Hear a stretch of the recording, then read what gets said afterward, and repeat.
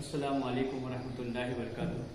अज़ीज़ तलबा तालिबात, आज हम अपनी दरसी किताब है एक नई सबक शाल, सबक नंबर 3 है शाल, और मुसन्निफ का नाम है अली अब्बास हुसैनी। इसका मुताला करने जा रहे हैं। दरसी किताब में सफ़ा नंबर 14। अब यह मुख्तसर अफसाना है और इसमें जिस वाक़ये को बयान किया गया है वो हालात हाजिरा की मंजरकशी करता है। उसका आज हम मुताला करने जा रहे हैं। शाल में पेज 10 में मुसन्निफ अफसाना निगार जो है उनका नाम है अली अब्बास हुसैनी। अब इब्तिदा करते हम। अफसानवी अदब में दास्तान और नावल के बाद अफसानों को बहुत मकबूलियत हासिल हुई। अफसाना एक मुख्तसर तहरीर है जिसे एक ही नशिस्त में पढ़ा जा सकता है। चूंकि यह अफसाना है जिसको हम लोग पढ़ने जा रहे हैं, तो अफसाने की खुसूसियत खूबी बताई गई है कि अफसाना एक ऐसी सिन्फ है कि जिसको एक ही नशिस्त में एक मरतबा बैठकर एक ही जगह हम उसको मुकम्मल सुन सकते हैं, क्योंकि इसमें जो तजस्सुस रहता है वो इंसान चाहता है कि मैं एक ही वक्त में पूरा कर लूँ, सुन लूँ। अफसाना जिंदगी के किसी एक पहलू को उजागर करता है। कोई एक मुख्तसर बात रहती है जिसको मंजर आम पर लाना और लोगों तक पहुंचाना बहुत जरूरी होता है, या किसी एक वाक़ये को इजाज व इख्तिसार के साथ बयान करना होता है। अब लफ्ज़ है इजाज व इख्तिसार। अब इख्तिसार बना है मुख्तसर से, तो एजाज को भी मुख्तसर कहेंगे और इख्तिसार को भी मुख्तसर कहेंगे। इजाज और इख्तिसार दोनों मुख्तसर से बने। फनी एतबार से अफसाने में ड्रामे की तरह नुक्ते उरूज की बड़ी अहमियत है। नावल के मुकाबले में अफसाना मुख्तसर होता है। अब बहुत से असनाफ है, उसमें एक नावल है और एक अफसाना है। अब नावल जो होता है ये तवील होता है और अफसाना जो होता है वो मुख्तसर होता है, यानी कम वक्त में कहानी मुकम्मल बताई जाती है। हम पढ़ सकते हैं, हम किसी को सुना सकते हैं। प्रेमचंद, सज्जाद हैदर यल्दरम, सुल्तान हैदर जोश, नियाज फतेहपुरी और अली अब्बास हुसैनी को उर्दू के अव्वलीन अफसाना निगारों में शुमार किया जाता है। ये बहुत से अफसाना निगार है जिसमें प्रेमचंद है, कृष्णचंद्र है, या ऐसे अफसाना निगार है जिनके अफसाने आज भी ऐसे यूं महसूस होते हैं कि किसी जगह की या किसी इलाके की जिंदा व जावेद तस्वीर पेश कर रहे हैं। तरक्की पसंद तहरीक और जदीदियत के जेर असर कई अफसाना निगार उभरे जिन्होंने उर्दू अफसाने को नए रुझानात और असालिब और रंग व रूप से आशना किया। अब जो रंग व रूप जो दिया गया था, आशना लफ्ज़ आया आशना करना या आशना दिया गया है, उसका मतलब होता है कि उससे रोशनास करना, पहचान कराना, लोगों के सामने उसको बयान करना, लोगों के सामने उसको पेश करना। नए अफसानों में तकनीक के तजुर्बात ने अफसाना निगारी को वुसअत अता की। वुसअत अता करना, उसको वसी किया। तजरीदी और अलामती अफसानों ने बदलती हुई जिंदगी के मसाइल और पेचीदगियों को नए अंदाज में पेश किया। बाद अफसानों में वाकया बयान करने से इनराब भी किया गया है। कभी कभी अफसाने में मुकम्मल वाकया बयान किया जाता है, कभी कभी अफसानों में सिर्फ इशारा करके छोड़ दिया जाता है। प्लॉट, किरदार, मुकालमा, नुक्ते उरूज, नुक्ते नजर, पस मंजर और जुबान व बयान की शुस्तगी मुख्तसर अफसाना के अज्जाए तरतीबी है। यानी मुख्तसर जो अफसाना रहता है उनमें किन चीजों का होना जरूरी है, उनका अज्जाए क्या कहा जाता है, अज्जाए तरकीबी, यानी अफसाने के अज्जा हिस्से। अफसाने की तश्कील होती है। अफसाने में होने वाली हैयत और तकनीक की तब्दीलियों के बावजूद आज भी अफसाना इसी बुनियाद पर खड़ा नजर आता है, जिसमें प्लॉट होता है, किरदार होता है, मुकालमे होते हैं जिसको अंग्रेजी में डायलॉग कहा जाता है, ये तमाम चीजें, और मंजर और जुबानों बयान होता है। ये तमाम अज्जाए क्या है, तरकीबी है, जिसकी दागबेल 100 बरस पहले प्रेमचंद ने डाली थी। जहां अफसानों का नाम आता है तो मुख्तलिफ अफसाना निगारों के नाम आते हैं, लेकिन मुंशी प्रेमचंद और कृष्णचंद्र इन अफसाने निगारों के नाम सरे फहरिस्त रहते हैं, जिनमें मुंशी प्रेमचंद के कई अफसाने हम इससे पहले पढ़ चुके हैं, जिसमें कफन नाम का जो अफसाना है बहुत मशहूर हो चुका था।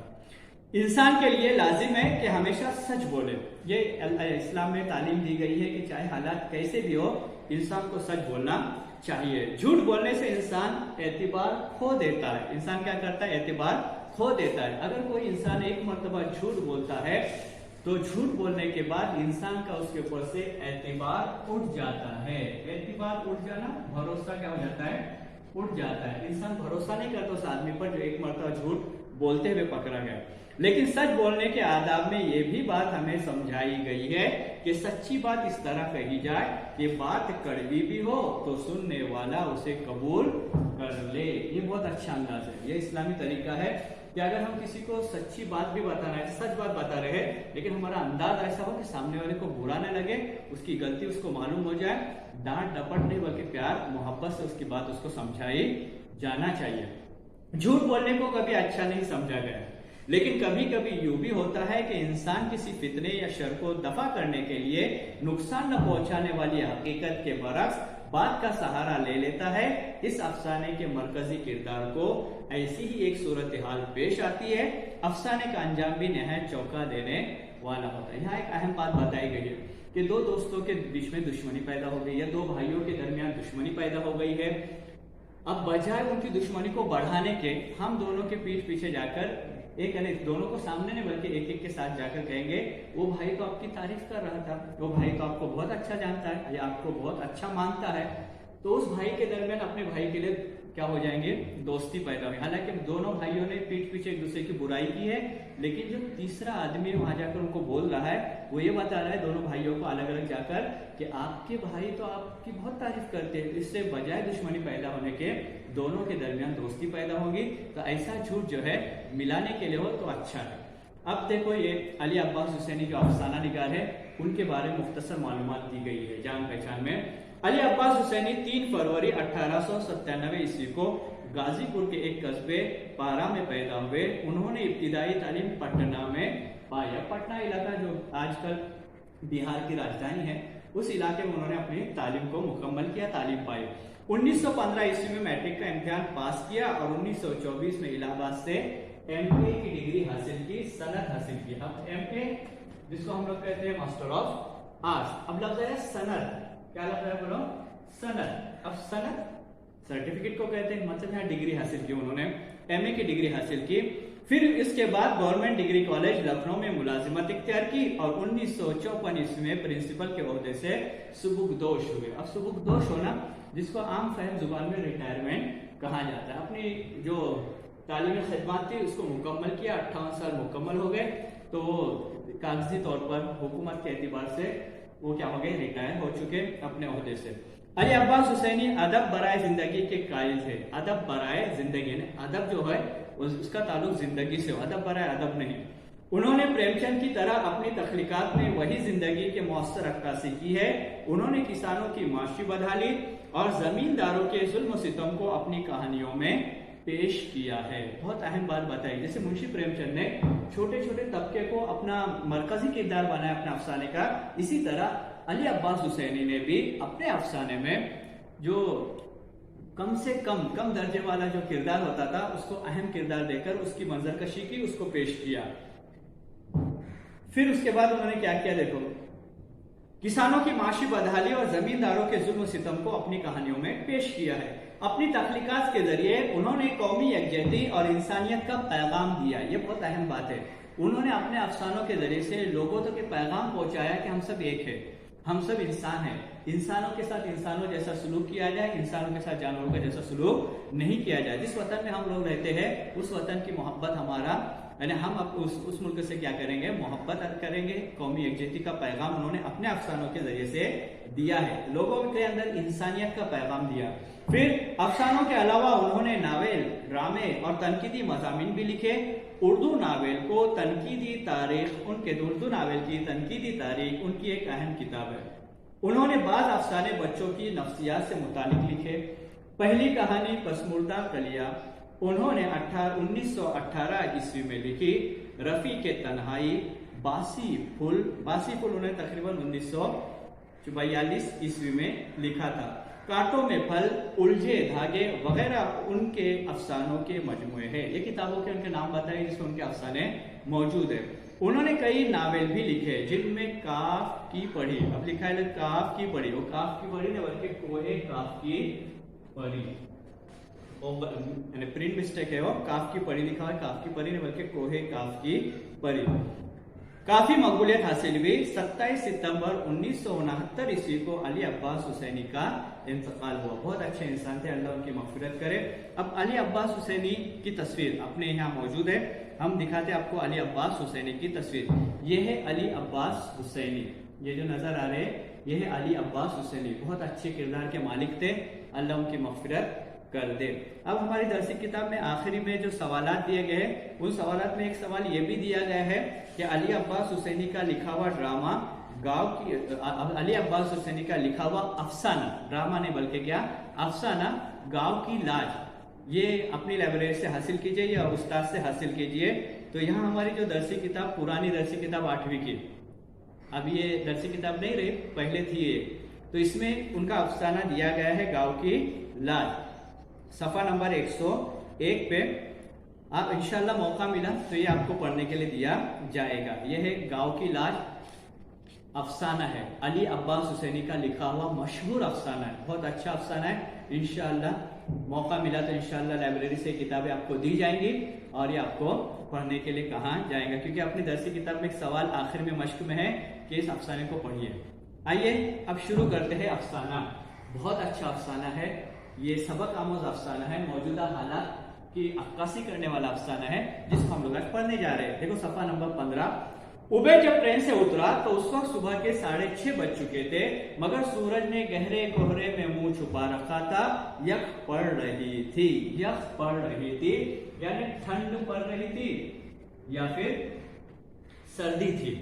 अब ये माहौल बने, मंजर कशी की जा रही है कि उबैद अहम किरदार है इस अफसाने का, और अफसाने का किरदार जो उबैद है ये ट्रेन से उतरा है और ट्रेन से उतरकर जा रहा है, तकरीबन सुबह के 6:30 बज चुके हैं।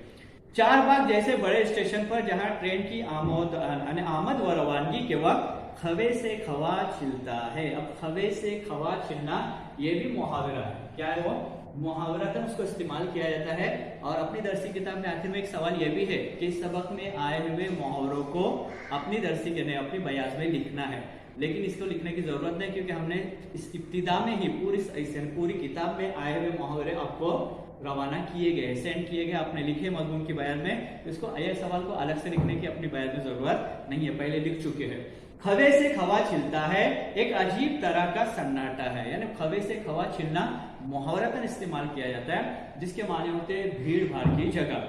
तो ये ऐसी जगह उतरे हैं जहां हमेशा भीड़ भाड़ रहती थी, लेकिन आज बिल्कुल सन्नाटा है, सर्दी बहुत शदीद है। स्टेशन क्या था, जैसे बारात उतरने वाला घर लड़की की रुखसती के बाद, यानी ऐसा लग रहा था जैसे जिस घर में बारात उतर रही हो, मतलब लोगों की भीड़ भाड़ होती हो, खुशियों का माहौल होता है। बस 5-7 कुली दिखाई देते हैं। अब कुली के माने वो लोग जो स्टेशन पे या जगह जगह खड़े रहते हैं लोगों का सामान उठाने के लिए, वो भी मुंह लपेटे पाला मारे हुए पौधों की तरह सुखड़े सुखड़ाए। अब देखो पाला मारे हुए मतलब ये आता है कि सर्दी से खुश्क हो जाना, मतलब ये है कि सर्दी इतनी सख्त है कि जो कुली है काम करने वाले वो भी ऐसे एक जगह कर क्या करे बोले बैठे हुए, खामोश बैठे हुए। रात को ट्रेन पर उसने खुद भी सर्दी की इस तेजी को बुरी तरह महसूस किया था। अब उबैद की कहानी बताई जा रही है कि उबैद ने अपना सफर शुरू किया है। उबैद क्या कर रहा है, अपना सफर शुरू किया है और वो जा रहा है। अब जाते जाते उसको सर्दी का एहसास है, उसको एहसास भी है, सामने मंजर भी है कि लोग सर्दी से क्या कर रहे हैं, कांप रहे हैं। फिर भी वो क्या कर रहा है, देखो उसने बर्थ पर अपना खासा मोटा गद्दा बिछाया था, इस पर 2-2 कंबल ओढ़े हुए थे। उनके ऊपर से अपना मोटा ओवरकोट भी डाल दिया था, मगर पांव फैलाकर न सो सका था। यानी सर्दी इतनी शदीद है कि कंबल भी ओढ़े जा रहे हैं, बिस्तर भी बड़ा बिछाया गया है, और तमाम एहतियाती तदाबीर के बावजूद भी पांव फैलाकर वो सो नहीं सका। क्यों, देखो क्या बात बताई गई है। ठंडक के मारे गठरी ही बना रहा, यानी सर्दी इतनी हो रही थी कि अपने पांव को, अपने पैरों को ऐसा क्या कर सुकड़ कर बैठ गया था। इसका बार बार जी चाहा था कि वो हामिदा की चहेती शाल अटैची से निकालकर जिस्म पर लपेट ले, यकीनन वो इस तरह से खुद को गरमा सकता था। यानी उबैद कह रहा है कि हमीदा और एक किरदार आया, हमीदा। अब हमीदा जो किरदार है ये उबैद की अहलिया है, यानी उबैद की बीवी है, जिसने सफर पे जाते जाते हामिद को ये शाल दी थी, जिसके ऊपर पूरा अफसाना है। और हामिद ने बल्कि उबैद को ये शाल दी थी और उबैद से कहा था कि ये शाल आप सर्दी के लिए इस्तेमाल कीजिए। अब वो बैग में रखी हुई थी और वो चाहता था बार बार कि वो निकाल के मैं क्या करूँ, उसको इस्तेमाल करूँ, और जिससे उसको गर्मी का एहसास हो सकता था। लेकिन लेकिन उसने सर्दी खाई, तकलीफ उठाई, मगर अपनी बीवी की दी हुई शाल न निकाली। डर था ओढ़ने लपेटने में वो मल वल जाएगी। मल वल जाना, ये भी क्या मुहावरतन इस्तेमाल किया जाता है, जिसके माने होते हैं सिलवटे पड़ना या सिलवट, उसके अंदर क्या हो जाता है, उसके अंदर सिलवटें पड़ जाती है। तो उसको डर ये था कि अगर मैं इसको निकाल लूं, इतनी खूबसूरत शाल है, इतनी अच्छी, इतनी कीमती है, अगर उसको निकाल कर ले लो तो उसका मसला ये हो जाएगा कि वो क्या हो जाएंगे, मल वल जाएंगे, इसके अंदर सिलवटे पड़ जाएंगी। बात किसी तरह पसंद न कर सकता था उबैद, ये बात किसी तरह पसंद न कर सकता था कि उसके बीवी की दी हुई शाल वो अपने लिए इस्तेमाल करे, ये उसे पसंद न था क्योंकि वो खराब हो सकती थी।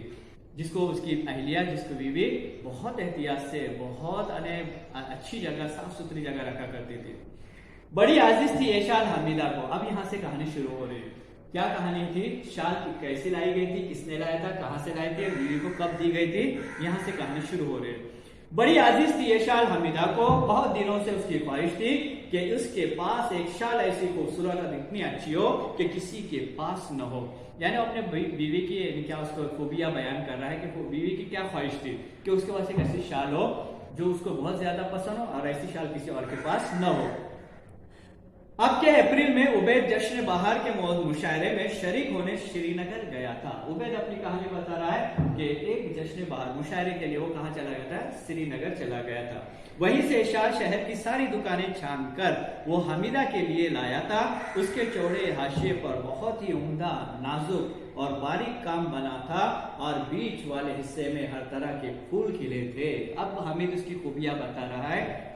उबैद, हामिद ने बल्कि बार बार हामिद आ रहा है, हामिद ने बल्कि उबैद, हामिदा अहलिया है, उबैद इस अफसाने का अहम किरदार उबैद है और उसकी बीवी हामिदा है। तो उबैद आप उस शाल की तारीफ कर रहा है, कितनी अहम और कितनी अच्छी शाल थी और कितनी खूबसूरत थी। उसके दरमियान में कौन कौन से फूल थे, देखो, गुलाब और लाला, गुलाब और लाला। अब गुलाब के फूलों का क्या बोलो, राजा ही है। बनफ्शा व नरगिस, और उसके बाद सीवती, और सीवती कहते हैं नस्तरन को, जो आता है ना एक फूल आता है नस्तरन का, उसको। और सोसन, अब सोसन कहा जाता है इंग्लिश में, इसको लिली कहते हैं, अपने इधर मिलते हैं वो फूल। कंवल और पूजा, कितनी खुश होगी वह इस ऐसी शाल पाकर, इसके गालों पर सुर्खी दौड़ जाएगी, इसकी आंखों में सितारे चमकेंगे, उसे ओढ़कर इठलाएगी और आप ही आप शर्माएंगी। अब वो कह रहे कि जब मैं वो श्रीनगर चला गया था तो वहां मुझको एक शाल बहुत सी दुकानों में देखने के बाद एक शाल बहुत ज्यादा पसंद आई और मैंने अपनी बीवी के लिए, जिसका नाम हामिदा है, उसके लिए लिया हूँ, जिसको देखकर वो खुश हो जाएंगी, उसकी खुशी की कोई इंतहा नहीं रहेगी। ये उसका एहसास था और ये उसके अंदर जज्बात थे। और जब वो लखनऊ पहुंचा था और घर में दाखिल होते उसने ये खूबसूरत शाल हामिदा के कंधों पर डाल दी थी तो उसके सारे खौफ सच निकले थे। जैसा मुसन्निफ, जैसा उबैद ने सोचा था वैसा ही हुआ कि हामिदा को शाल ओढ़ने के बाद, हामिदा ने वो शाल ओढ़ ली, उसके कंधों पर डालने के बाद वो इतनी ज्यादा खुश हुई जिसकी खुशी की कोई इंतहा न थी। जैसा इसने सोचा था वैसा ही हुआ। वो बौखला भी गई थी, वो मुस्कुराई थी, वो खिलखिलाई थी, वो बुलबुल की तरह चहक भी उठी थी। हामिदा ने उसे शीशे की अलमारी में रखा और इसमें मजबूत कुफ्ल डाल दिया। क्या डाल दिया? कुफ्ल डाल दिया। जब उबैद ने हामिदा के लिए वो शाल पेश की, जो वो कहां से लेकर आया था, श्रीनगर से लेकर, वो शाल दे दिया। जैसे उबैद ने हामिदा को शाल दी, हामिदा को शाल बहुत पसंद आई, उसने कांच की अलमारी में उसको रख दिया और साथ ही साथ कुफ्ल लगा दिया। कुफ्ल यानी क्या? ताला। अपनी जुबान में, इलाकाई जुबान में उसको कुफ्ल को ताला कहते हैं। उसने शीशे की अलमारी में, शीशे के कबर्ड में उसको रख दिया और उसको कुफ्ल लगा दिया, यानी क्या लगा दिया? उसको ताला लगा दिया ताकि किसी और का हाथ वहां तक न पहुंचे। ये उसकी सिफत बताई गई उस बीवी की। फिर उसके बाद उसने क्या किया, देखो, कि उसको कुफ्ल लगा दिया था। यह अलमारी कंजूस के दिल की तरह हमेशा बंद रहती थी। यह ऐसी अलमारी थी जिसको हमेशा बंद रखा जाता था, कंजूस की दिल की तरह। कंजूस का दिल हमेशा बंद रहता है, कहीं भी कुछ अच्छी बात सुने या जहां मौका आ जाए पैसे देने का, वहां उसका दिल पैसे देने के लिए तैयार नहीं होता, तो उसको कंजूस की अलमारी कहा गया है। कंजूस के दिल को, कंजूस का दिल जो होता है, उसी तरह हामिदा की अलमारी को भी कहा जाए कंजूस का दिल कहा गया है। बस इसके शीशे दिन में 2 दफा बाहर से झाड़ दिए जाते थे। उबैद ने एक दो बार टोका भी, शाल ओढ़ने की चीज है, परस्तिश की नहीं।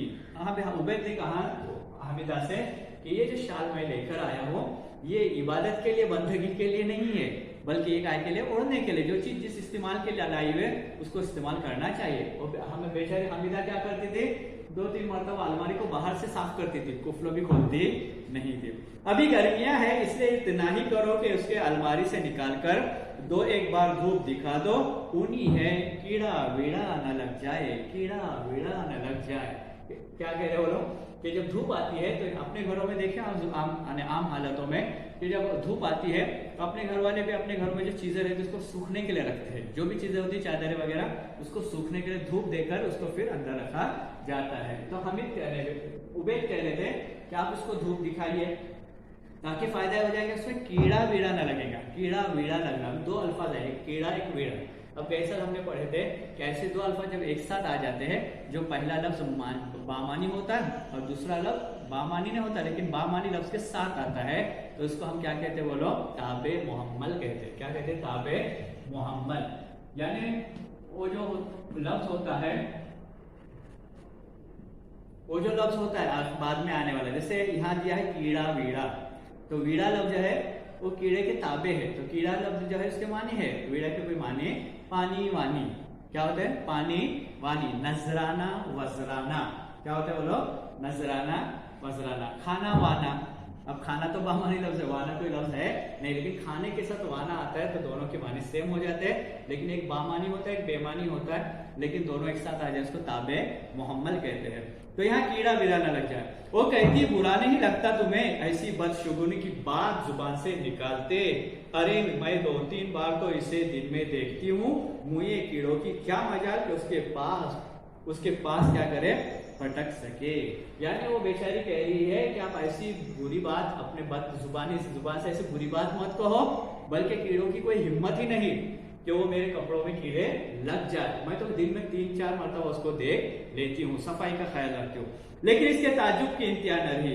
2 दिन पहले उस रोज जब उस कड़ाके की सर्दी में वो अपने मुख्तसर सफर पर रवाना होने लगा। अब उबैद को दूसरा सफर क्या था, सफर करने जाना था और हमेशा सफर में ही रहता था, तो उसको जाने की तैयारी कर रहे थे। तो क्या हुआ उसके साथ, और होल्डार में बिस्तर रखा जाने लगा तो दोनों को याद आया था।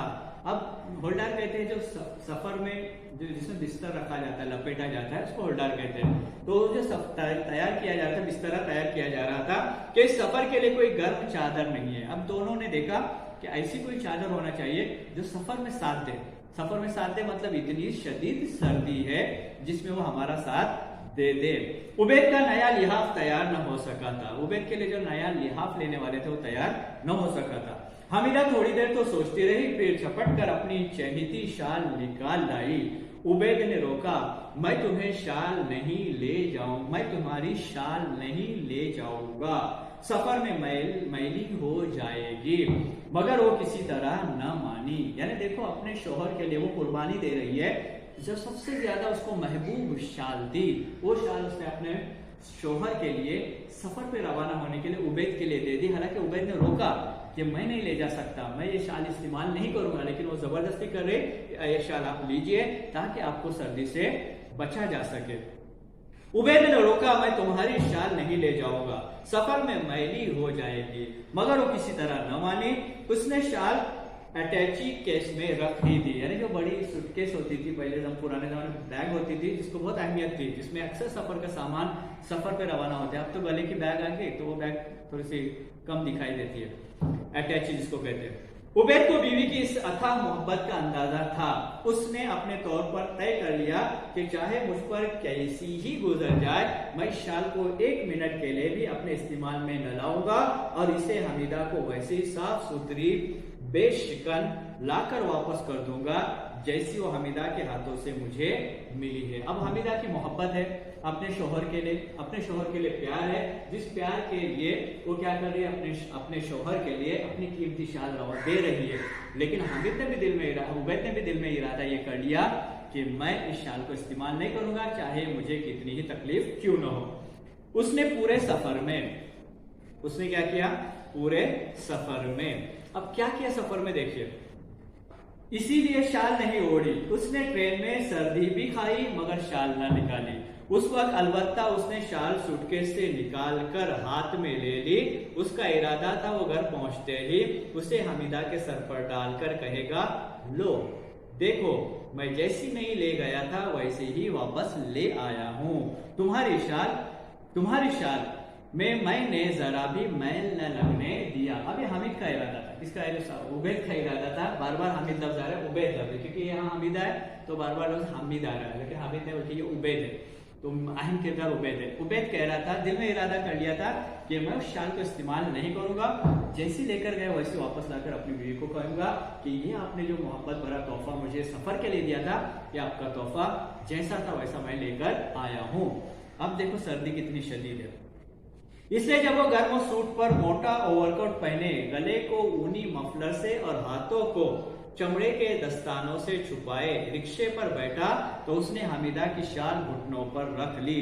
ख्याल था कि घुटने भी गर्म रहेंगे और शाल में शिकने भी न पड़ेंगे। इतना एहतियात किया जा रहा है कि वो चादरें निकाली, मतलब वो जो शाल थी वो निकाली गई और घुटनों पर सिर्फ रख दी, जैसी तय की हुई थी वैसी ही रख दी, ताकि उसमें जरा भी वो शिकन न पड़ जाए, जरा भी वो उसके अंदर सिलवटें ना आ जाए, इसके लिए उसको वैसे ही रख दी गई थी। कौन कह रहा है? उबैद कह रहा है। अब ये लफ्ज है दस्ताने। क्या लफ्ज है बोलो? दस्ताने। जो हमारे अंग्रेजी में उसको हमेशा हैंड ग्लोव्स कहते हैं। क्या कहते हैं? Hand gloves. अभी सर्दी से बचने के भी दस्ताने आते हैं। उसके बाद हम लोग देखते हैं, हम लोग जब दवाखाने जाते हैं, डॉक्टर के इधर जाते हैं तो डॉक्टर भी दस्ताने पहनता है। वो जो हैंड ग्लोव्स रहते हैं वो अलग अलग इस चीजों के लिए इस्तेमाल होते हैं, सर्दी के लिए अक्सर होते हैं। बाइक चलाते वक्त भी दस्ताने पहने, उसको कहा जाता है, हैंड ग्लोव्स को दस्ताने कहा जाता है। दस्ताने हाथों में पहने जाने वाले। इसलिए जब वो उसके बाद उसने क्या किया, देखो रिक्शे वाला जवान था। अब जिस रिक्शा में वो सवार हुआ था, रिक्शा वाले से उसके मुकालमे हो रहे हैं। अब रिक्शा वाला जो जुबान इस्तेमाल कर रहा है वो इलाकाई जुबान है, यानी कौन सी जुबान? जिस इलाके में वो रहता है वो उसकी जुबान है। अब यहाँ कुछ अल्फाज ऐसे आ जाएंगे जिसको हम पढ़ने के बाद सोचेंगे कि ये अल्फाज उर्दू में कहाँ से आ गए, तो ये इलाकाई जुबान के अल्फाज है। जैसे अपने यहाँ कोई इलाका आ जाए, अगर कोई बाहर से कोई आ जाए तो अपने इलाके की जो जुबान है वो अगर कोई बोलने लगे तो अलग ही लगेगा उसको। बाहर का आने वाला आदमी अपने यहाँ आने पर अपने यहाँ जो लोग जुबान इलाका इस्तेमाल करते हैं वो उससे अलग लगेंगे। तो यहाँ भी कुछ अल्फाज ऐसे आएंगे जो रिक्शा वाले की जुबान से अदा होंगे, वो जो अल्फाज होंगे वो इलाकाई अल्फाज। कैसे अल्फाज है? इलाकाई अल्फाज रहेंगे। अब देखो रिक्शा वाला जवान था, भरे भरे शाने, चौड़ा सीना, मजबूत कमर, मोटी मोटी पिंडलियां, बड़े बड़े पांव। उसने सर और गर्दन में एक सूती मफलर पगड़ की तरह लपेट रखा था। वो आधी आस्तीन की खाकी कमीज पर एक पुराना सेंटॉक्स स्वेटर पहने था और टांगों में खाकी नेकर, पिंडलियां भी नंगी और पांव भी नंगे। अब यहाँ एक अहम बात बताने की कोशिश की है कि वो जो रिक्शा वाला है वो मेहनत कर रहा है, जवान है, तंदुरुस्त है और खून पसीना एक कर रहा है। मतलब यह है कि मेहनत कर रहा है, मजदूरी कर रहा है, भागदौड़ कर रहा है, जिसकी वजह से इतनी सर्दी होने के बावजूद भी उसे सर्दी का इतना एहसास नहीं हो रहा है जितना किसको हो रहा है? उबैद को हो रहा है। किसको हो रहा है? उबैद को हो रहा है। तो इतना उबैद को होने के बावजूद भी इस रिक्शा वाले को इतना एहसास नहीं हो रहा है। वो तंदुरुस्त है, तवाना है और मेहनती है, और क्या कहते हैं वो लोग, मेहनत के कामों में लगा रहता है। उसके पाँव भी नंगे हैं, हालांकि इन्होंने क्या रखा, अपने कफनों पर शाल रखी है, लेकिन उसके पैर भी नंगे हैं। वो अपनी ठंडक दूर करने के लिए रिक्शा तेज तेज चला रहा था। रिक्शे की तेज रफ्तारी ने हवा की धार पर और भी बाढ़ रख दी। ठंडक उबैद के गर्म मोजे में लिपटी और ऊनी पतलून में ढकी, पिंडलियों में तीर की तरह घुसने लगी। उबैद ने हामिदा की शाल इसकी एक तह खोलकर उसे टखनों पर लटका दिया। उबैद ने हामिदा की शाल की एक तह खोलकर उसे टखनों पर रख दिया। अब रिक्शा वाला जवान था और साथ ही साथ उसकी अपनी जो सर्दी का एहसास उसको होने लगा था, उसको दूर करने के लिए वो रिक्शा को क्या कर रहा था, तेजी से चला रहा था। लेकिन तेजी से चलाने से वैसे जो हवा अंदर आ रही थी उसकी वजह से इनकी सर्दी क्या हो रही थी, बढ़ रही थी। जो घुटने थे वहां से सर्दी थी, नीचे और टखनों पे सर्दी लगने लगी, तो उन्होंने उसकी एक तह और खोल दी, किसकी, शाल की, और उसको नीचे लटका दिया ताकि घुटने भी सलामत रहे। हालांकि उसके ऊपर पहले से मोजे थे, तमाम चीजें थी, फिर भी उनको सर्दी का एहसास हो रहा था और रिक्शे वाले को कुछ भी नहीं। उबैद ने रिक्शे वाले पर भरपूर नजर डाली, बहुत गौर से उसको देखा। उसके चेहरे पर पसीने के नन्हे नन्हे कतरे झलक रहे थे। यानी इतनी शदीद सर्दी होने के बावजूद भी उसके पेशानी पर, उसकी आंखों पर, उसके जिस्मानी चेहरे पर पेशानी पसीने के कतरे नजर आ रहे थे, पसीना छूट रहा था उसे। उबैद ने सोचा कितना फर्क है मेहनत करने और बेकार रहने में। अब यहाँ जो बात बिल्कुल वाजे हो गई कि वो भी मेहनत कर रहे हैं, लेकिन कैसे उनकी मेहनत आराम से है, बैठे बैठे बिठाए बैठे हुए। और लेकिन रिक्शा की मेहनत क्या है? रिक्शा को चलाना, रिक्शा पर ध्यान देना, तमाम चीजें करना, ये उसकी मेहनत है रिक्शा वाले की। तो मेहनत करने वाला क्या बोलो, उसको सर्दी का, मेहनत न करने वाले को सर्दी का एहसास हो रहा है, और जो मेहनत कर रहा है उसको सर्दी में, शदीद सर्दी में भी क्या आ रहा है बोलो, पसीना आ रहा है। जहां हाथ पर हाथ धरे बैठे रहे वहां अपनी ही जिस्म की गर्मी एक बुझा हुआ दिया बन जाएगी। इसे मेहनत मजदूरी की दिया जलाई दिखाओ तो अंदर की आग भड़क कर बाहर आ जाएगी, फिर न लिहाफ की जरूरत न किसी शाल की। अब यहाँ बहुत अहम बात मुसन्निफ ने, उबैद ने कही है, जो अहम किरदार है, तो अपने आप से कह रहे हैं कि देखो कितना फर्क है, मेहनत मजदूरी करने वाले को पसीना, और जो आराम से रह रहा है, मेहनत मजदूरी नहीं कर रहा है, उसको लिहाफ की जरूरत, उसको दस्ताने की जरूरत, उसको शाल की जरूरत, उसको तमाम चीजों की जरूरत है सर्दी से बचने के लिए, उबैद कह रहा है। लेकिन जो मेहनत मजदूरी कर रहा है और जो रिक्शा चला रहा है उसको जरा भी एहसास नहीं, बल्कि इतनी शदीद सर्दी में भी उसके सर से क्या है बोलो, पसीना टपक रहा है। अब दोनों की गुफ्तगू शुरू होती है, इसको उर्दू में मुकालमा कहते हैं और अंग्रेजी में डायलॉग कहते हैं। उसने पूछा कहाँ के रहने वाले हो? अब उबैद सवालात कर रहा है रिक्शा वाले से। वो बोला गोंडा जिला। अब जिला लफ्ज दिया गया, लफ्ज उसकी जो जुबान है वो इलाकाई जुबान है, इसके लिए उसने जिला बताया। उर्दू में अगर उसको उस लफ्ज को लेंगे तो जिला। अब उस जिला इसलिए लफ्ज दिया गया कि उसकी इलाकाई जुबान है, वो इलाकाई जुबान में जिला कह रहा है, लेकिन उसकी उर्दू जुबान में इसको जिला, इसको हम लोग डिस्ट्रिक्ट कहते हैं। वो बोला गोंडा जिला। कौन सा जिला? गोंडा जिला। उबैद ने मुस्कुरा कर पूछा महरिया है? अब लफ्ज है महरिया है। अब महरिया एक लफ्ज आया जो अपनी जुबान में अक्सर कम इस्तेमाल किया जाता है, लेकिन यहाँ किया गया है। अब महरिया जो लफ्ज आया इसके माने होते बीवी। क्या होते बोलो? बीवी। आम जुबान में कोई किसी से सवाल करता है तो फैमिली पूछा जाता है, इंग्लिश में पूछा जाता है फैमिली है आपकी, तो उसको महरिया कहा जाता है। इलाकाई जुबान में क्या कहा गया कि आपकी बीवी है यहाँ। रिक्शे वाले ने गर्दन फिराकर देखा और कहा अरे पत्नी और बालक न हो तो तन तो ऐसी सर्दी मारा रिक्शा चला यार। वो बेचारा कह रहा है कि अगर फैमिली घर में न हो, परिवार घर में न हो, खानदान घर में न हो, तो इतनी सर्दी में हम क्यों रिक्शा चलाने निकलते, बल्कि मेहनत मजदूरी जो कर रहे हो अपने बीवी बच्चों के लिए कर रहे हैं। कौन कह रहा है? रिक्शा वाला कह रहा है कि अपनी जो पत्नी है, वो पत्नी इलाकाई जुबान मराठी में पत्नी कहते हैं बीवी को, किसको कहते हैं? बीवी को। तो कह रहे हैं कि बीवी बच्चे न हो, हम इतनी शदीद सर्दी में कैसे मेहनत मजदूरी करते हैं, बीवी बच्चों के लिए तो कर रहे हैं। फिर आगे देखो, उबैद ने और कुरेदा यही है शहर में? क्या आपके बीवी बच्चे इसी शहर में रहते हैं जिस शहर में कौन गया हुआ था? उबैद गया हुआ था। रिक्शे। उसके बाद देखो वो बोला नाहे साहब अपना देश मां। अभी वो यहाँ एक लफ्ज बार बार आएगा, एक लफ्ज है नाहे साहब, उसकी इलाकाई जुबान है, उर्दू में उसके लफ्ज आएगा साहब, यानी नहीं साहब यहाँ नहीं है, बल्कि अपने देश मां, अपने गांव, अपने वतन में वो लोग रहते हैं। उबैद ने कहा जब ही, इसलिए आप इतनी मेहनत करते हैं कि आप कमाई करके कहां भेजेंगे? अपने मुल्क, अपने इलाके में भेजेंगे। उबैद ने कहा जब ही। रिक्शे वाला जब ही का तंज तो क्या खास समझता, मगर वो गुनगुनाने लगा नैन लड़ी है तो मनवा माँ कटक हुई है बेकरी। यानी गाने के बोल है वहां के, किसी गीत या किसी फिल्म या किसी फिल्म का एक गीत है, गाना है जिसको वो गुनगुना रहा था। उबैद ने हंसकर कहा अच्छा तो तुम फिल्म देखने के भी शौकीन हो, यानी इसका मतलब यह है कि आप फिल्म भी देखते हैं, फिल्म देखने का आपको क्या है? शौक है। कौन कह रहा है? उबैद कह रहा है कि शायद आपको फिल्म देखने का भी शौक है। अब उसको अंदर से कुरेदने की कोशिश कर रहा है। फिर उबैद ने क्या किया? वो बोला कभू कभू नवाब साहब साल 6 महीनामा। अब देखो लफ्ज आया, अब ये लफ्ज नवाब साहब, फिर दोबारा लफ्ज है साहब, इसके माने क्या है? साहब। यानी आप अक्सर जो अच्छे कपड़ों में आ जाता है, अच्छे कपड़ों में रहता है या अच्छी वजाकता नजर आती है, तो अक्सर रिक्शा वाले यानी जो रिक्शा वाले जो रिक्शा लेकर चलते हैं तो उनको वो नवाब साहब कहते हैं, बड़े साहब कहते हैं, मालिक कहते हैं, क्या क्या कहते हैं। तो उन्होंने कहा था कभी कभी मैं देख लेता हूँ। उबैद झुंझला उठा, न जाने क्यों ये सारे परदेसी लखनऊ के हर सफेद पोश को नवाब पुकारने लगते हैं। वही जो मेहनत व मजदूरी से आ रही है, वही बेकारों की खास जमात, वही पदम सुल्तान बोध, यानी क्या? हस्ती वजूद जिसको कहते हैं, कहकर अकड़ने वकड़ने वाले अपाइज, यानी वो कह रहे कि हम सबको नवाब क्यों कहते हैं, हम भी तो वही लोग हैं, उनकी तरह ही रहने वाले हैं, हम भी अपना वजूद रखते हैं और हम भी क्या है बोलो मेहनत मजदूरी करने से ज्यादा अजीज यानी कम मेहनत मजदूरी करते हैं। वो क्यों उनमें शुमार किया जाए, वो तो सुबह से शाम तक अपने जूता साजी के कारखाने में जान खपाता, 25-30 कारीगरों के काम की निगरानी करता, धूप लू और सर्दी पानी में दुकान फिर कर सामान खरीदता और ऑर्डर हासिल करता, इस तरह खून पसीना एक करता, तब जाकर 4 पैसे आते।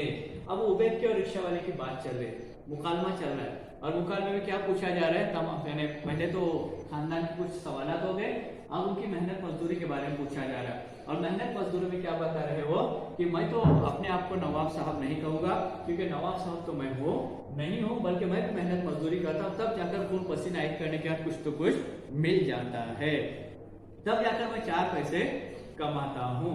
फिर देखो क्या कह रहे, उबैद इसी तरह पेचोताप खाता रहा कि पेचोताप खाता रहा कि नम हवा के दोष पर कहीं दूर से एक दिल दोष करा सुनाई दी, कराने वाला कुछ मन मना भी रहा था मगर साफ सुनाई नहीं दे रहा था।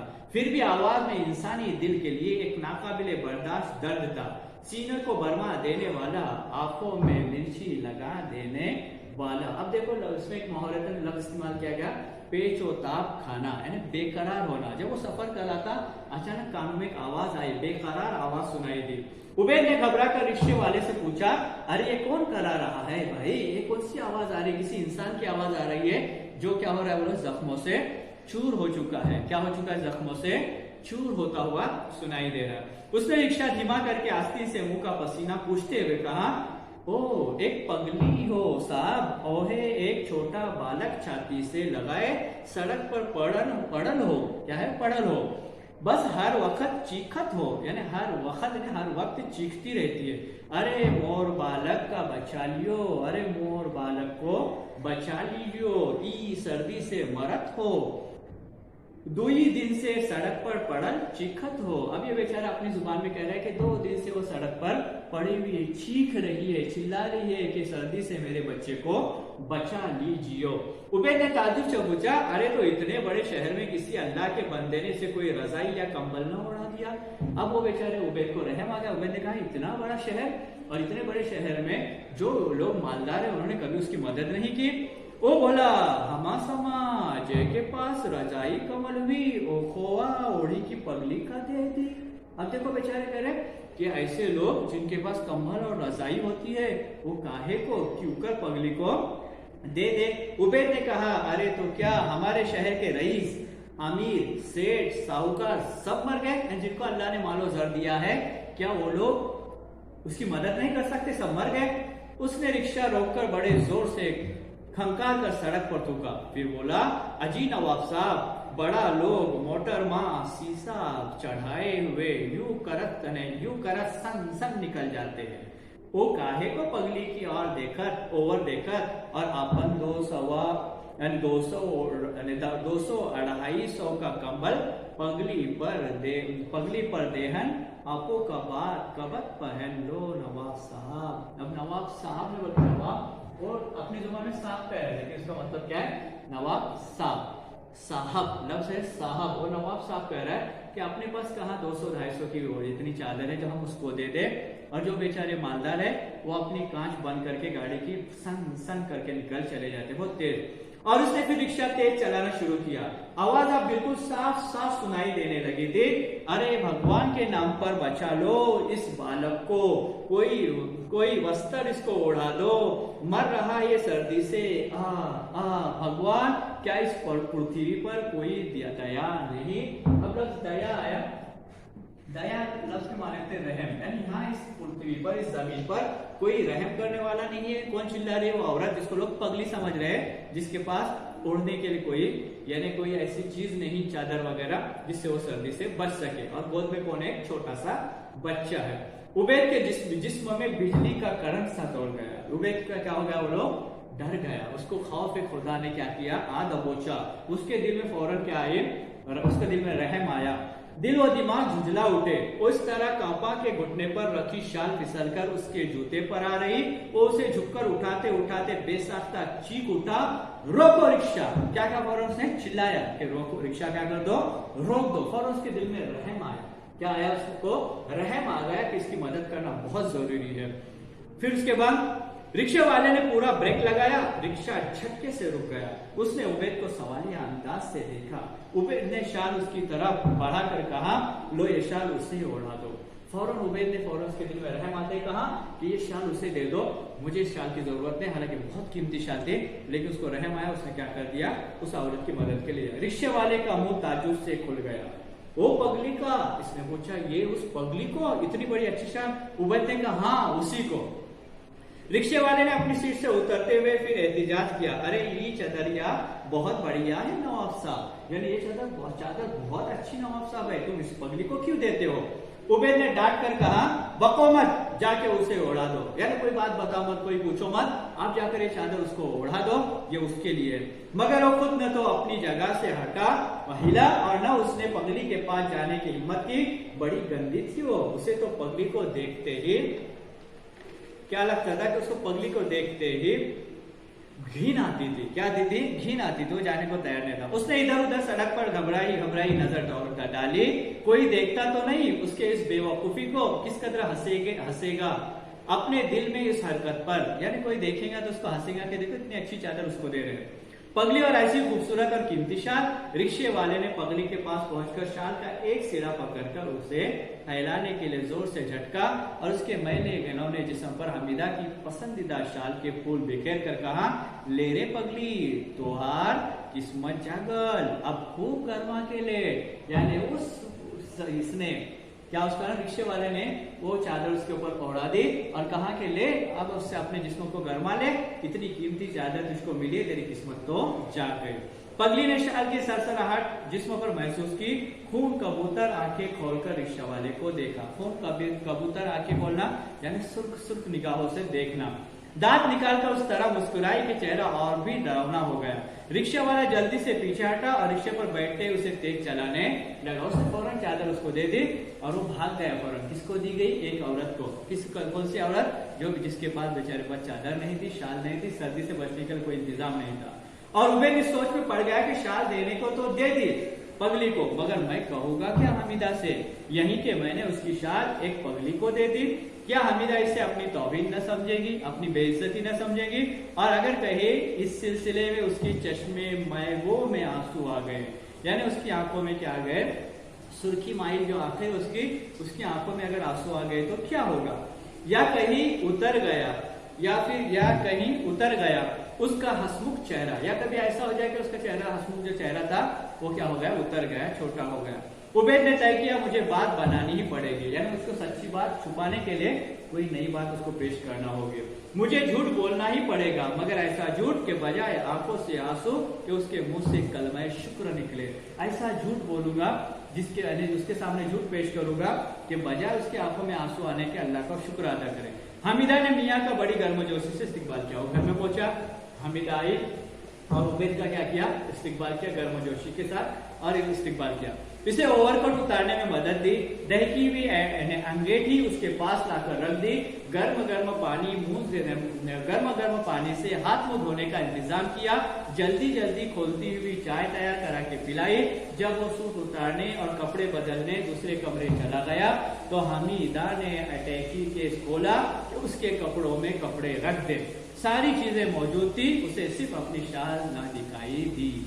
अब जब वो उबैद घर में आया तो अहलिया ने यानी हमीदा ने उबैद के लिए तमाम चीजें, एक तो गर्म अंगेठी, सर्दी का मौसम तो गर्म अंगेठी लाकर रख दी, गरम गरम चाय पिलाई, मुंह हाथ धुलाने के लिए पानी दिया, सब चीजें की और उसकी तमाम चीजें, इसकी शोहर की तमाम चीजें सब करीने से लगाने लगी। तमाम चीजों को देखा लेकिन उसको उसकी शाल नजर न आई। उसने होल्डर भी खोल डाला, वहां भी शाल गायब थी। जब वो उसने बिस्तरा खोला जिसमें जो बिस्तरा इस्तेमाल करने लगे तो उसमें उसकी शाल मौजूद नहीं थी, गायब थी। उसने घबरा कर उबैद से बुलंद आवाज में पूछा, मेरी शाल क्या हुई? उसने चिल्ला कर तो ऊंची आवाज में पूछा। उबैद ने झूठी कहानी गढ़ ली थी। वो बीवी के करीब आकर बैठ गया, बोला वो तो रेल में चोरी हो गई। मैं जब लेटा था, मैं सफर कर रहा था तो रेल में चोरी हो गई। हमीदा का चेहरा कमा उठा। वो बोली, अरे ये कैसे, यानी मेरी ही शाल चोरी हो गई। उबैद ने कहा, रात रेल में 2 कंबलों से सर्दी न गई तो मैंने ऊपर से तुम्हारी शाल भी डाल दी। मालूम होता है वो करवट लेने में फिसलकर बर्थ के नीचे गिर पड़ी। मैं सो रहा था कि 2 मुसाफिर उतर गए, उन्हीं में से कोई उसे बगल में दबाकर ले गया। अब हम उबैद ने झूठ बोल दिया, हालांकि शाल क्या हो गई थी, उस बेचारी गरीब को दी गई थी। और उबैद कह रहा है कि मेरी शाल क्या हो गई, ट्रेन से चोरी हो गई, सिर्फ इसलिए ताकि क्या हो जाए, किसी की मदद उसने की थी। अब यहाँ झूठ बोलने की कोशिश कर रहा है, लेकिन झूठ देखो क्या फायदा देता आ गया। हमीदा रूहान सी आवाज में कोसने लगी, मोए का हाथ सड़ जाए, मेरी शाल ओढ़ना उसे कब नसीब न हो, कभी नसीब न हो। उसकी कब्र में कीड़े पड़े, कहते हुए उसकी आंखों में आंसू गया। उसने बददुआ देना शुरू किया, हालांकि हमको कभी बददुआ देना नहीं। अब उसकी जुबान पे उसको बुरा लगा तो उसने तमाम चीजें कही कि उसमें उसको मेरी शाल मिली थी क्या, वो शाल पहनना उसको नसीब न हो। अब देखो क्या हो जाता है। अब जब कोई बुरा कहने लगे तो हमको उसको रोकना है। तो देखो उनके घर में जो खादिमा आती थी काम करने वाली, उसने कैसे अंदाज में उसको रोका है, कितना अच्छा अंदाज है। देखो, मामा ईदल उबैद के नाश्ते के लिए हिदायत लेने आई हुई थी, पास ही खड़ी थी। वो बोली, यानी उबैद की खिदमत के लिए नाश्ता लेकर वो खादिमा आई हुई थी, उसने ये अल्फाज सुने तो उसने देखो इतने अच्छे अंदाज में हमीदा को समझाया कि हमें क्या करना चाहिए। ऐ बीबी, इतनी सी बात पर रोती है, खुदा का शुक्र कीजिए कि अल्लाह आमीन मियाँ सलामत पलट आए, सदका उतारिए, शुक्र का सजदा कीजिए। देखो कितनी खादिमा है, लेकिन कितने अच्छे अंदाज में समझा रही है। जो बददुआएं दे रही है उसको समझा रही है कि आप अल्लाह का शुक्र अदा कीजिए कि हम उबैद भाई है ना, अब्दुल्ला है, उबैद भाई को क्या कहा गया कि अमीन भाई कहा गया कि अल्लाह का शुक्र अदा कीजिए कि उबैद भाई को अल्लाह ताला ने सलामत यहाँ भेज दिया। अल्लाह का शुक्र अदा कीजिए और सदका भी दीजिए।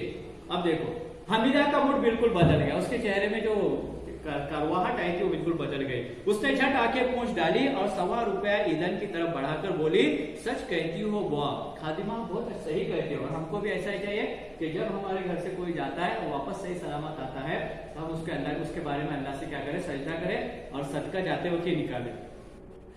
मैं बड़ी नाशुक्री हूँ, मैं अल्लाह का शुक्र अदा करने के बजाय क्या कर रही हूँ, वो बुराई कर रही हूँ। ये ₹1.25 लो और उसे एक सीनी में 1.25 सेर मांस, एक सीनी में, एक धात की पुरानी प्लेट रहती है, आप पुराने घरों में देखे होंगे धात की एक प्लेट रहती थी जिसमें अक्सर सदका वगैरह दिया करते थे।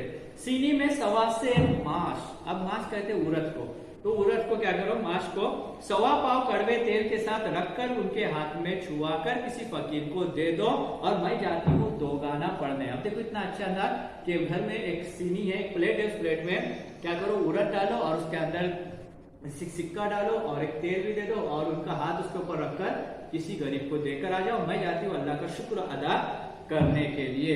और वो फौरन ही वजू करने लगी। उबैद ने शर्म से गर्दन झुकाई और पानी पानी हो गया। अब पानी पानी होना ये मुहावरतन इस्तेमाल किया था, पसीना पसीना होना। ये मुहावरे बार बार आएंगे लेकिन हमने इससे पहले लिख चुके हैं। तो पानी शर्म के मारे क्या हो गया, पानी पानी हो गया, पसीना पसीना हो गया। झूठ भी किस कदर कसीरुल औलाद है, यानी झूठ की कितनी औलाद है, यानी कैसा है, एक झूठ छुपाने के लिए 1000 झूठ बोलना पड़ता है। लेकिन यहाँ देखो झूठ ने क्या फायदा किया, एक बोलो झट उसके पेट से 10 पैदा हो जाए, फिर भी इसका झूठ कितना शीरी, कितना मीठा निकला। हमीदा की आंखें भीगी तो शुक्र खुदा में, यानी कितना अल्लाह का शुक्र अदा किया कि इतना झूठ तो कह दिया उसने, उसका दिल नहीं चाहता था झूठ कहने के लिए, लेकिन यहाँ उसका दिल रखने के लिए और एक गरीब की मदद करने के लिए उसने झूठ कहा। गरीब को सताने के लिए नहीं, एक गरीब की मदद करने के लिए एक झूठ कहा, जिसकी वजह से क्या मामला, उस गरीब की मदद हुई। दूसरे दिन जब ठंडी हवा जरा गरमाई तो 5 बजे उबैद कारखाने से पलटते वक्त उस सड़क पर मुड़ गया जिधर पगली मिली थी। अब वो कल दूसरे दिन उसी रास्ते से जाने के लिए निकला। कौन, अपने कारखाने से वापसी के लिए उबैद जब वापस आ रहा था उसने जो मंजर देखा, यानी पूरी कहानी का जो निचोड़ है, कहानी की जो अहम वजूहात, कहानी लिखने की जो वजूहात है या कहानी का जो अहम सबक है, दर्स जो हमको मिलने वाला है वो इस पैराग्राफ से कि दूसरे दिन जब शाम उबैद अपने घर से कारखाने से निकला घर लौटने के लिए तो क्या मामला हुआ।